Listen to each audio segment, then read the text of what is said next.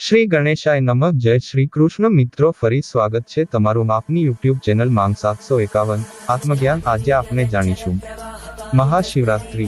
જૂનાગઢ ગિરનાર તળેટીમાં આવેલ ભવનાથ માંગ મહાશિવરાત્રીનો મેળો શરૂ થવા જઈ રહ્યો છે. આ મેળામાં ભારતના જુદા જુદા સ્થળોથી હજારો સાધુ સંતો આવીને ધૂણી ધખાવીને બેસી જાય છે. આ મેળાનું મુખ્ય આકર્ષણ છે નાગા બાવાઓનું સરઘસ, જેમાં તેઓ હેરતભર્યા દાવ રજૂ કરે છે. ભોલેનાથના પ્રતિવાદ સમાન મહાશિવરાત્રીનો આ મેળો વાજતે ગાજતે શરૂ થશે. આ મેળો 6 દિવસ સુધી ચાલે છે. આ મેળામાં ભારત સિવાય વિદેશોમાંથી પણ સાધુ સંતોની પધરામણી થાય છે. આ મેળામાં મહાનગરપાલિકા દ્વારા સ્ટોલ ઊભા કરવામાં આવે છે, જેમાં નાના મોટા વેપારીઓ પોતાના રોજી રોટીની શરૂઆત પહેલા દિવસથી જ કરી દે છે. આ મેળામાં 6 દિવસ સુધી ભજન અને ભોજન સાથે મહાશિવરાત્રીનો મેળો રંગ લાવશે. આ મેળા માટે પોલીસનો પૂરતો બંદોબસ્ત પણ કરવામાં આવે છે. આ મેળાનો મહિમા અનોખો છે. દર વર્ષે 8 થી 10 લાખ લોકો મેળાને માણવા દૂર દૂરથી આવે છે. વધુ ભીડ તો જ્યારે નાગા બાવાઓનું સરઘસ મહાવદ 14ને દિવસે નીકળે છે ત્યારે થાય છે. ભવનાથ મહાદેવ અને મૃગીકુંડ. જૂનાગઢનો ઇતિહાસ. સિદ્ધરાજ સોલંકી રાણકદેવીને ઉપાડીને ઉપરકોટમાંથી ચોરીછુપીથી નાસીને વઢવાણનો માર્ગ સાધે છે, ત્યારે રાણકી ગિરનારને આપેલો ઠપકો કોણ ભૂલી શકશે. ગોઝારા ગિરનાર વળામણ વેરીને કિયો, મરતાંગા ખીંગાર ખડેડી ખાંગો નવકિયો. ગિરનારની તળેટીમાં આવેલા પુરાણ પ્રસિદ્ધ દામોદર કુંડમાં પ્રિયજનના અસ્થિ પધરાવીને રેવતીકુંડમાં સ્નાન કરી મૃગીકુંડ અને ભવનાથના દર્શને આવેલો કોઈ અનામી વિયોગી મૃગીકુંડને પૂછે છે, મરગીકુંડના કાંઠડા તને કેતા જુગ થયા, પથ્થર તો શું જવાબ આપે. એટલે લોકકવિ પુનઃ પ્રશ્ન દ્વારા ઉત્તર વાળે છે, મરગીકુંડના કાંઠડા તને કેતા જુગ થયા, માળું હતા એ હાલી વિયા, પાંચ પડ્યા રહ્યા, સ્વજન તો સીધાવી ગયા ને તમે પથરા જ અહીન રહ્યા. પથ્થરને માનવીએ કરેલો ઉપાલંબ આ દુહામાં ચોકદાર રીતે વ્યક્ત થયો છે. સૌરાષ્ટ્રના જે મુખ્ય શિવાલયો છે તેમાં ભવનાથ પણ એક છે. ગીરતળેટીમાં વનરાજી સભર વાતાવરણમાં ભવનાથ અને તેની બાજુમાં મૃગીકુંડ આવેલા છે. લોકકથા મુજબ 7 પૈકીના એક અમરાતમાં અશ્વત્થામા શિવરાત્રીની મધ્યરાત્રિએ મૃગીકુંડમાં સ્નાન કરે છે તેવી કથા પણ છે. ગિરનાર 84 સિદ્ધોનું નિવાસ સ્થાન છે. યોગીઓની તપોભૂમિ અને સાધુ સંતો માટે માનો ખોળો છે. પ્રાચીન શિવાલયોની ઉત્પત્તિ કથા મોટે ભાગે પ્રાપ્ત નથી હોતી. જૂના શિવાલયો બહુધા ગીચ જંગલમાં કે વસ્તીથી દૂર સ્થપાતા. ભવનાથ મંદિરની પણ આવી એક કથા છે. જગતપિતા બ્રહ્માએ મહાદેવને સંસારમાં રહી સંસારીઓના સુખ દુઃખનું સમાપન કરવાની વિનંતી કરી. શંકરે પૃથ્વી પર નજર દોડાવી. વનરાજીથી આભૂષિત તેવો રેવતાચળ ગિરનાર તેમની નજરે ચડ્યો. ગિરનારના ખોળે તેમને આસન ભીડ્યું. બીજી બાજુ કૈલાસમાં મહાદેવને ન જોતા પાર્વતીએ શોધખોળ આરંભી. શંકરને દેવોએ સૃષ્ટિ પર મોકલ્યા છે જાણી પાર્વતી ક્રોધે ભરાયા. પતિની શોધખોળ કરતા પાર્વતી શંકરે જ્યાં આસન વાળેલું ત્યાં આવ્યા. પાછળ બીજા દેવતાઓ પણ હતા. શંકર ભવનાથ સ્વરૂપે પ્રગટ થયા તે દિવસ વૈશાખ સુદ પૂનમનો હતો. પાર્વતીએ અંબિકા રૂપે ગિરનાર તથા વિષ્ણુએ દામોદરાય તરીકે દામોદર કુંડમાં વાસ કર્યો. અન્ય દેવતા સહિત નવનાથ 84 સિદ્ધો, યક્ષો, ગંધર્વોએ ગિરનારના અલગ અલગ સ્થાનોને પોતાના નિવાસ બનાવ્યા. ભવનાથ મંદિરમાં આવેલ મૃગીકુંડની પણ આવી જ એક કથા છે. કાન્યકુબ્જના રાજા ભોજને તેના અનુચરે એક દિવસ કહ્યું કે રેવતાચળના જંગલમાં હરણના ટોળામાં માનવ શરીરધારી કોઈ સ્ત્રી ફરે છે. હરણની જેમ તે કૂદે છે. સ્ત્રીનું મોઢું હરણનું છે પણ શરીર મહિલાનું છે. રાજા દિવસોની મહેનત બાદ આ નવતર પ્રાણીને પોતાના મહેલમાં લઈ આવી શક્યો. પંડિતોને તેનો ભેદ ઉકેલવાની વિનંતી કરી. વિદ્રાનો કોઈ માર્ગ શોધી શકતા કુરુક્ષેત્રમાં તપ કરતા ઉધર્વરેતા નામના ઋષિ પાસે રાજા ભોજ ગયો. ઉધર્વરેતાએ મૃગમુખીને માનવીની વાચા આપી. ગયા ભવમાં ભોજ સિંહ હતો અને મૃગમુખી મૃગલી હતી. સિંહે મૃગલીનો શિકાર કર્યો ત્યારે ભાગવા જતા વાંસની ઝાડીમાં તેનું મસ્તક અટવાઈ ગયું. બાકીનું શરીર સવર્ણરેખા નદીના પાણીમાં પડ્યું. નદીના પવિત્ર પાણીમાં પડવાથી તે માનવ જન્મ પામી, પરંતુ મોઢું ઝાડીમાં હોવાથી મુખ હરણીનું રહ્યું. ઉધર્વરેતાના આદેશ પ્રમાણે તપાસ કરાવી તો ઝાડીમાંથી હરણીની ખોપરી મળી આવી. તે સુવર્ણરેખા નદીના જળમાં પધરાવી. મૃગમુખીનું સમગ્ર શરીર માનવનું બન્યું. ભોજે વિદ્રાનોના આશીર્વાદ લઈ તેમની સાથે લગ્ન કર્યા. પત્નીનું સૂચન માની રેવતાચળની તળેટીમાં ભોજે એક કુંડ બનાવ્યો. તે કુંડ એટલે મૃગી કુંડ. બંને કથા લોકાધારિત છે, પણ ભવનાથનો મહિમા તેમાંથી જોઈ શકાય છે. શિવરાત્રીની રાતે જટાધારી ભભૂતધારી સાધુઓનું સરઘસ નીકળે છે. તલવાર, ત્રિશૂલ, ચીપ્યા, ભાલાના અવનવી કરતબો કરતા સાધુઓ રાત્રે 12 વાગે ભવનાથ મંદિરમાં પ્રવેશે છે. હર હર મહાદેવના ગગનભેદી નાદ સાથે મૃગીકુંડમાં સ્નાન કરી ભવનાથની મહાપૂજા કરે છે. કારતક સુદ એકાદશીથી પૂનમ સુધી ગિરનારની પરિક્રમાનું વિશેષ મહત્વ છે. હજારો લોકો ઠંડીની પરવા કર્યા વિના તેમાં સામેલ થાય છે. એકાદશીના દિવસે દામોદર કુંડ અને મૃગી કુંડમાં સ્નાન કરી ભવનાથ દુધેશ્વરના દર્શન કરવામાં આવે છે. બારસના દિવસે ઝીણા બાવાની મઢી સુધી યાત્રા થાય છે. 13ને દિવસે સૂર્યકુંડ તથા સરકડિયા હનુમાન, 14ને દિવસે માળવેલથી ઉપડી ગિરનારની પૂર્વમાં થઈ બોરદેવીમાં પડાવ નખાય છે. અહીં બોરડી નીચે માતાજીનું સ્થાપન છે. આજુબાજુ બોરડીનું વન અને તાકનીયો ધૂનો છે. કાર્તિકી પૂર્ણિમાને બોરદેવીથી નીકળી પાછા ભવનાથ અવાય છે. સમગ્ર પરિક્રમા 40 કિલોમીટરની છે. પરિક્રમા દરમિયાન કુદરતી રીતે જ જંગલના ઝેરી જીવ જંતુ કે હિંસક પ્રાણીઓનો ભય રહેતો નથી. વળી અહીંનો મહાશિવરાત્રીનો મેળો ખૂબ જ પ્રસિદ્ધ છે. મેળાના દિવસે 500 કરતાં પણ વધારે સાધુની રાવટીઓ અને પડાવા તૈયાર થાય છે. દરેક જ્ઞાતિની વાડીઓ અને ધર્મશાળાઓ માણસોથી ભરાઈ જાય છે. શિવરાત્રીની રાત્રે 10 વાગ્યાના અરસામાં ભવનાથ મંદિરની પાછળ આવેલા જૂના દશનામી પંથ અખાડા ખાતેથી સાધુઓનું સરઘસ નીકળે છે. નાગા બાવાનું આ સરઘસ 6 દિવસના મેળાની ચરમસીમા છે. સરઘસમાં પ્રથમ પંચનામી અખાડાની પાલખી ગુરુ દાત્રેયની હોય છે. ત્યારબાદ અભાવ અખાડાના ગાદીપતિની પાલખી અને અગ્નિ અખાડાના ગાયત્રીજીની પાલખી સાથે આખા વિસ્તારમાં સરઘસ ફરે છે. નાગા સાધુઓના તલવાર, ભાલા, પટ્ટાબાજીના અને લાકડીના હેરત ભર્યા ખેલ જોવા લોકો થોકે થોકે ઉમટે છે. શ્રી ગોસ્વામી તુલસીદાસકૃત શ્રીરુદ્રાષ્ટક. નમામિશ્મિશાન નિર્વાણરૂપ વિભુમ વ્યાપક બ્રહ્મવેદ સ્વરૂપ. નિજ નિર્ગુણ નિર્વિકલ્પં નિરીહં ચિદાકાશમાકાશવાસં ભજેધમ. નિરાકાર મોંકાર તુરીયં ગિરા જ્ઞાનદોતિત મિશં ગિરીશમ. કરાલં મહાકાલ કાલં કૃપાલં ગુણાગાર સંસાર પારં નતોધમ. તુષારાદ્રી સંકાશ ગૌરમ ગંભીર મનોભૂત કોટિપ્રભા શ્રી શરીરમ. સ્ફુરન્મૌલી કલ્લોલિની ચારુ ગંગા લસદવાલ બાલેન્દુ કંઠે ભુજંગા. ચલત્કુંડલં ભ્રુ સુનેત્રં વિશાલં પ્રસન્નાન નીલકંઠ દયાલમ. મૃગાદિશ્ચર્માંબરં મુંડમાલં પ્રિયં શંકરં સર્વનાથ ભજામી. પ્રચંડ પ્રકૃષ્ટં પ્રગલ્ભં પરેશમ અખંડ અજં ભાનુકોટી પ્રકાશમ. ત્રય શૂલ નિર્મૂલ શૂલપાણી ભજેર ભવાનીપતિ ભાવગમ્યમ. કલાતિક કલ્યાણ કલ્પાંતકારી સદા સજ્જનાનંદદાતા પુરારી. ચિદાનંદ સંદો મોહાપહારી પ્રસિદ્ધ પ્રભો મન્મથારી. ન યાવત ઉમાનાથ પાદારવિંદ ભજંતી લોકે પરે વાનરાણામ. ન તાવત સુખ શાંતિ સંતાપનાશમ પ્રસિદ્ધ પ્રભો સર્વભૂતાધિવાસમ. ન જાનામિ યોગં જપં નૈવ પૂજાં નતોદ સદા સર્વદા શંભુતુભ્યમ. જરા જન દુઃખુ તાતપ્યમાં પ્રભો પાહી આપન નમામિ શંભો. रुद्राष्टकमिद प्रोक्तं विप्रेण हर्तोषे ये पठन्ति नरा भक्त्या तेषां शंभु प्रसिद्धति. इति श्री गोस्वामी तुलसीदासकृत श्रीरुद्राष्टक संपूर्णम. विविध अखाड़ा विषे विस्तृत माहिती. जूनागढ़ना महाशिवरात्रि मेळाનું મુખ્ય આકર્ષણ અને સાધુ સમાજના સૈનિક ગણાતા દિગંબર સાધુઓ વિવિધ પ્રકારના પરંપરાગત હથિયારો ચલાવવામાં નિપુણ હોય છે. આજે પણ અહીંના અખાડાઓમાં પરંપરાગત હથિયારોનો મોટો સંગ્રહ જોવા મળે છે. હવે ભલે યુદ્ધ ન થતા હોય પરંતુ જૂનાગઢમાં મહાશિવરાત્રિના દિવસે નીકળતા સરઘસમાં નાગા સાધુઓ આ હથિયારો સાથે ભાગ લે છે અને વિવિધ કરતબ બતાવે છે. દિગંબર સાધુઓ કે નાગા સાધુઓના પંથની શરૂઆત ધર્મની રક્ષા માટે થઈ હતી તે વાત થોડા ઘણા અંશે જાણીતી છે. આ સાધુઓના અખાડામાં આજે પણ વિવિધ પ્રકારના પરંપરાગત હથિયારો જોવા મળે છે. આ હથિયારોમાં તલવાર, ભાલા, બરછી, જમૈયા, ફરસી, ત્રિશુલ અને પટ્ટાનો સમાવેશ થાય છે. આજથી જૂનાગઢમાં મહાશિવરાત્રિનો મેળો શરૂ થશે જેમાં દેશના વિવિધ સાધુ સંપ્રદાયના સાધુઓ અને દિગંબર સાધુઓ આવશે. મહાશિવરાત્રિના દિવસે નીકળતા સરઘસ કે રવેડીમાં આ હથિયારોના વિવિધ દાવ અને કરતબ પણ દેખાડવામાં આવે છે. આ હથિયારોને દિગંબર સાધુઓ પવિત્ર માનતા હોવાથી હથિયારો જમીનને સ્પર્શ ન કરે તેનું ખાસ ધ્યાન રાખવામાં આવે છે. હાલ તો લડાઈ કે યુદ્ધ થતા ન હોવાથી આ હથિયારોનો ઉપયોગ નથી કરવામાં આવતો પરંતુ પરંપરાના ભાગરૂપે હથિયારોનો ઉપયોગ કરવાની તાલીમ દરેક નાગા સાધુને આપવામાં આવે છે. લોકકથાઓ અને ઇતિહાસમાં જેનો ઉલ્લેખ છે તે જમૈયા નામનું હથિયાર ચલાવવામાં આ સાધુઓ કુશળ હોય છે. આ ઉપરાંત વિવિધ પ્રકારની ફરસી અને ત્રિશુલનો કેવી રીતે ઉપયોગ કરવો તેની તાલીમ પણ સાધુઓને આપવામાં આવે છે. જૂનાગઢમાં આવેલા વિવિધ અખાડાઓમાં આ હથિયારોનો મોટો સંગ્રહ જોઈ શકાય છે.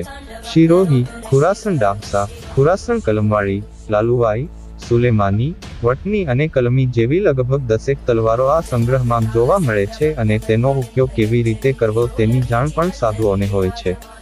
હથેળીમાં ઊભી રહી શકે તેવી તલવારને સૌથી ઊંચા સ્તરની તલવાર માનવામાં આવે છે. અખાડાના આ હથિયારો વઢાણા નામનો એક સમુદાય તૈયાર કરે છે. વઢાણા સમુદાયની બહુલક વસતિ સુરેન્દ્રનગર જિલ્લાના ચોટીલા આસપાસના વિસ્તારોમાં જોવા મળે છે. જો કે આ જ્ઞાતિની થોડી ઘણી વસતિ કચ્છ અને જૂનાગઢમાં પણ જોવા મળે છે. આ સાધુઓના મુખ્ય 13 અખાડાઓ છે. સાધુઓ તેમના અખાડા અને સંપ્રદાય પ્રમાણે તિલક કરે છે. આ તિલકના આધારે સાધુઓ એકબીજાને ઓળખે છે. એક સમયે નાગા સાધુઓ રજવાડાઓ તરફથી લડાઈઓ પણ લડતા હતા. આઝાદી બાદ પણ સાધુઓ વિરુદ્ધ કોઈ બળનો પ્રયોગ થાય તો આ સાધુઓ મરણિયા થઈને લડતા હતા. ઘાતક હથિયાર ન હોય તો પણ લાઠીદાવથી પરાસ્ત કરવાની આવડત પણ આ સાધુઓ પાસે હોય છે. સંપ્રદાય અનુસારના મુખ્ય 14 અખાડા: શૈવમતી અખાડા, પંચાયતી અખાડા મહાનિર્વાણી, પંચ અટલ અખાડા, પંચાયતી અખાડા નિરંજની, તપોદિની આનંદ અખાડા, પંચશનામ જૂના અખાડા, પંચશનામ આવાહન અખાડા, પંચશનામ પંચગ્નિ અખાડા, વૈષ્ણવપંથી અખાડા, દિગંબર અણી અખાડા, નિર્વાણી અણી અખાડા, પંચનિર્મોહી અણી અખાડા, ઉદાસીન અખાડા, પંચાયતી બડા ઉદાસીન અખાડા, પંચાયતી નયા અખાડા, નિર્મલ પંચાયતી અખાડા. ઉલ્લેખનીય છે કે ગિરનારની તળેટીમાં વિવિધ પંથના સાધુઓના 6 અખાડા છે. અખાડા એટલે કે જે તે પંથના સાધુઓની જગ્યા. ભવનાથ તળેટીમાં શિવ શંભુ પંથ દશનામ અખાડા, શિવ શંભુ પંથ, દશનામ આહવાન અખાડા, નિરંજન અખાડા, અટલ અખાડા અને ઉદાસી અખાડા અસ્તિત્વ ધરાવે છે. એ પૈકીના ઉદાસી અખાડાને બાદ કરતા બાકીના તમામ પંથ શૈવમતી છે અને બધા દિગંબર પંથી સાધુઓ છે. આ તમામ અખાડાઓમાં જે તે પંથના કેટલાક સાધુઓ કાયમી નિવાસ કરે છે અને પંથે નિર્માણ કરેલ વિધિ વિધાન મુજબ એ અખાડાઓનું જતન કરે છે. મહાશિવરાત્રિના મેળા દરમિયાન આ પંથોના અન્ય સ્થળે વસતા નાગાબાવાઓનું જૂનાગઢમાં પોતપોતાના અખાડાઓમાં આગમન થાય છે. જાણકાર સૂત્રોના જણાવ્યા મુજબ કદી જાહેરમાં ન આવતા આ નાગા સાધુઓ શિવરાત્રિ ઉપર અચૂક જૂનાગઢ આવે છે. આ ક્ષેત્રમાં ગળાડૂબ બનેલા જાણકારોની મત મુજબ શિવરાત્રિ ઉપર કાશી, હરિદ્વાર, નાસિક, ત્ર્યંબક અને નેપાળ જેવા સ્થળોએ આખું વર્ષ આકરી તપશ્ચર્યા કર્યા બાદ એ પાવનકારી તીર્થધામોમાંથી નાગાબાવાઓ ગીર તળેટીમાં આવી જાય છે અને પોતપોતાના અખાડાઓમાં બિરાજમાન થઈ ભાવિકોને દર્શન આપે છે. મહાશિવરાત્રિની મધરાત્રે સરઘસ પૂરું થયા બાદ મૃગીકુંડમાં સ્નાન કરીને પછી આ સાધુઓ પોતાના મૂળ સ્થાને સીધાવી જાય છે. नागा प्रमुख भारत की आज़ादी बाद इन्हें अपना चरित्र त्याग दिया। इन प्रमुख जोर दिया कि अनुयायी भारतीय संस्कृति और दर्शन सनातनी का अध्ययन और अनुपालन जीवन व्यतीत। इस 13 प्रमुख शीर्ष पर महंत आसीन। इन प्रमुख का संक्षिप्त विवरण इस प्रकार। 1. श्री निरंजनी अखाड़ा। अखाड़ा 826 ईस्वी गुजरात मांडवी स्थापित हुआ था।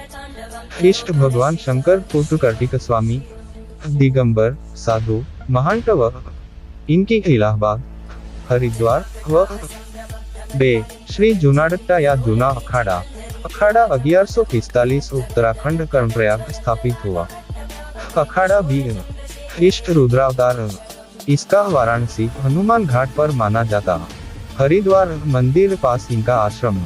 इस नागा साधु जब शाही स्नान संगम की ओर तो पूरी दुनिया की उस अद्भुत दृश्य को रूप जाती। 3. श्री महानिर्वाण अखाड़ा। अखाड़ा 681 ईस्वी स्थापित हुआ था। कुछ का मत कि इसका जन्म बिहार झारखंड धाम हुआ था, जबकि कुछ इसका जन्म स्थान हरिद्वार नीलधारा पास। इष्ट कपिल महामुनि। इनकी इलाहाबाद हरिद्वार और कनकल। इतिहास की 1260 महंत भागवनंदा गिरी 22,000 नागा कनकल स्थित मंदिर को आक्रमणकारी छुड़ाया था। 4. श्री अटल अखाड़ा। अखाड़ा 569 ईस्वी गोंडवाना स्थापित किया गया। इष्ट भगवान प्राचीन माना जाता। इसकी मुख्य पीठ पाटन आश्रम कनकल हरिद्वार इलाहाबाद व 5. श्री आह्वान अखाड़ा। अखाड़ा 646 स्थापित हुआ और 1603 पुनर्संयोजित किया गया। इष्ट श्री और श्री गजानन। इसका स्थान काशी। इसका आश्रम भी स्वामी अनुपगिरी और उमराव गिरी इस प्रमुख। 6. श्री आनंद अखाड़ा। अखाड़ा 855 ईस्वी स्थापित हुआ था। इसका वाराणसी इसकी इलाहाबाद हरिद्वार भी 7 श्री पेंटेग्नी अखाड़ा, इसकी स्थापना 1136 हुई थी। इनकी इष्ट गायत्री और इनका प्रधान काशी पीठ शंकराचार्य ब्रह्मकेरी साधु व शामिल।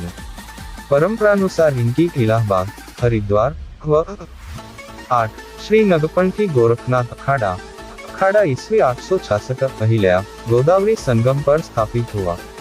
संस्थापक पीर शिवानाथा जी, इनका मुख्य गोरखनाथ और 12 पंथ संप्रदाय योगिनी कौल नाम प्रसिद्ध और इनकी शाखा त्रायंबकम माटिका नाम प्रसिद्ध। 9 श्री अखाड़ा बालनंद अखाड़ा ईस्वी 1595 दारागंज श्री मध्यमुरारी स्थापित हुआ। 7 निर्मोही निर्वाणी खाकी आदि 3 संप्रदाय। इनका अखाड़ा मारुति मंदिर पास था। 1848 तक शाही स्नान भी हुआ करता था, परंतु 1848 व स्नान कौन इस पर श्रीमंत पेशवा जी झगड़ा मिटाया। उस नजदीक कैकरी तीर्थ पर स्नान किया। 1932 नासिक स्नान। आज भी स्नान नासिक ही होता। 10 श्री उदासीन पंचायती बड़ा अखाड़ा, इस संप्रदाय संस्थापक श्री केंद्राकाय उदासीन।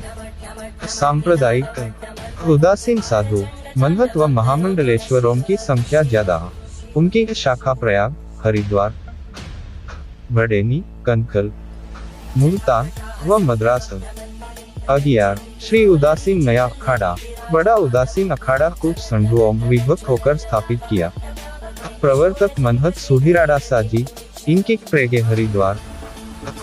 12 श्री निर्मल पंचायती अखाड़ा 1784 स्थापित हुआ।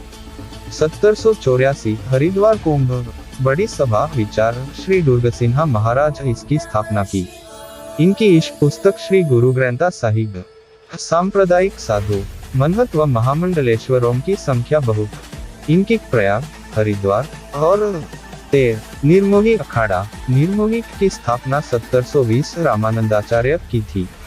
इस मठ और मंदिर उत्तराखंड राजस्थान गुजरात और बिहार को तीरंदाजी और तलवारबाजी की शिक्षा भी दिलाई जाती थी।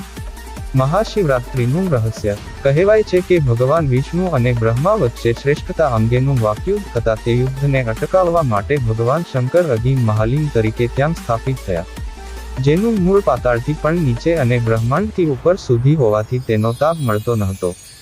ભગવાન વિષ્ણુ પાતાળથી બ્રહ્માંડ સુધી ફરી વળ્યા, પરંતુ લિંગનો તાપ મળ્યો નહીં।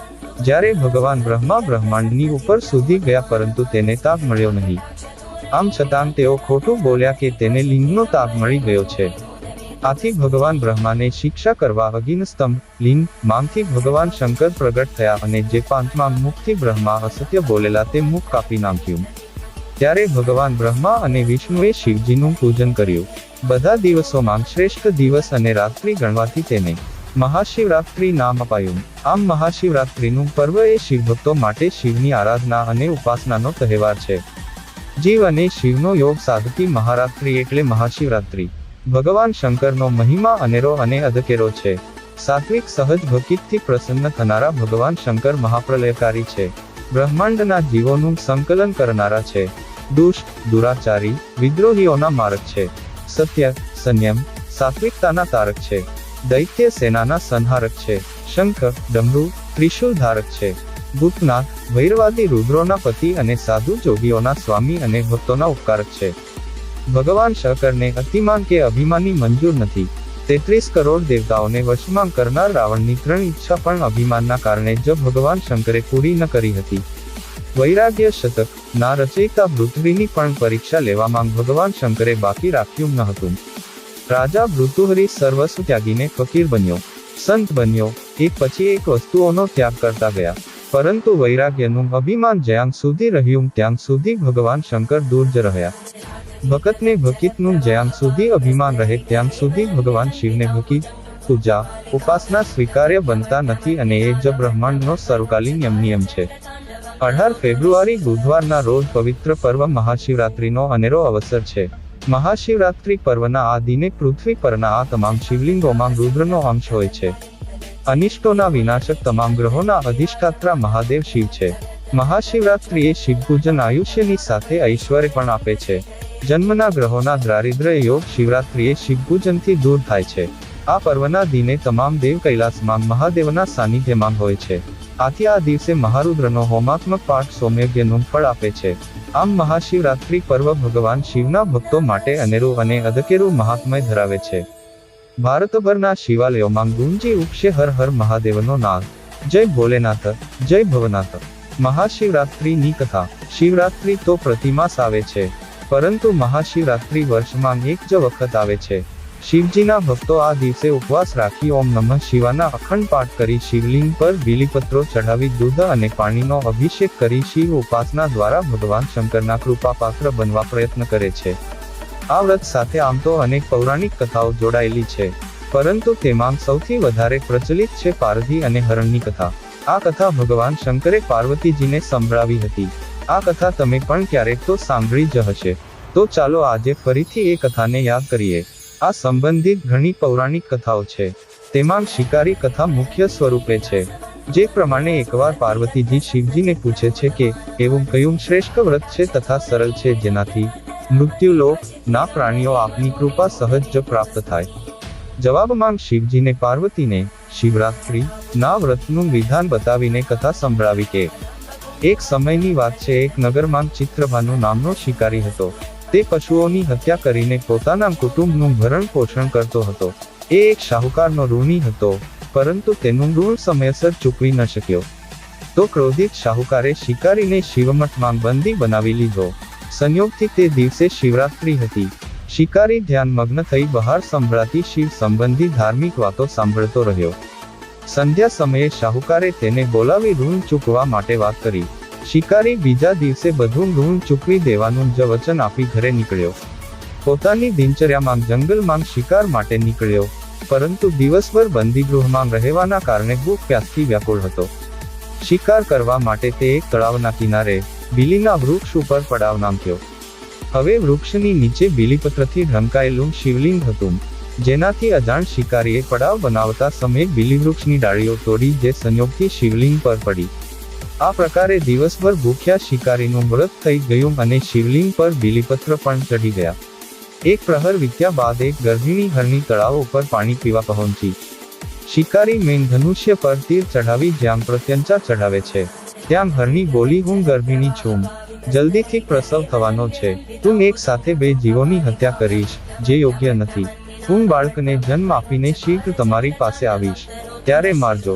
શિકારીએ સાંભળી પ્રત્યંચા ઢીલી કરી નાખી અને હરણી વનમાં લુપ્ત થઈ ગઈ। થોડીવાર પછી એક હરણી આવી તો શિકારીની પ્રસન્નતાનો પાર ના રહ્યો। નજીક આવતા ધનુષ પર બાણ ચઢાવ્યું। ત્યાં હરણીએ એ જોઈ શિકારીને કહ્યું, હે પારધી, હું થોડીવાર પહેલાં જ ઋતુથી નિવૃત્ત થઈ છું।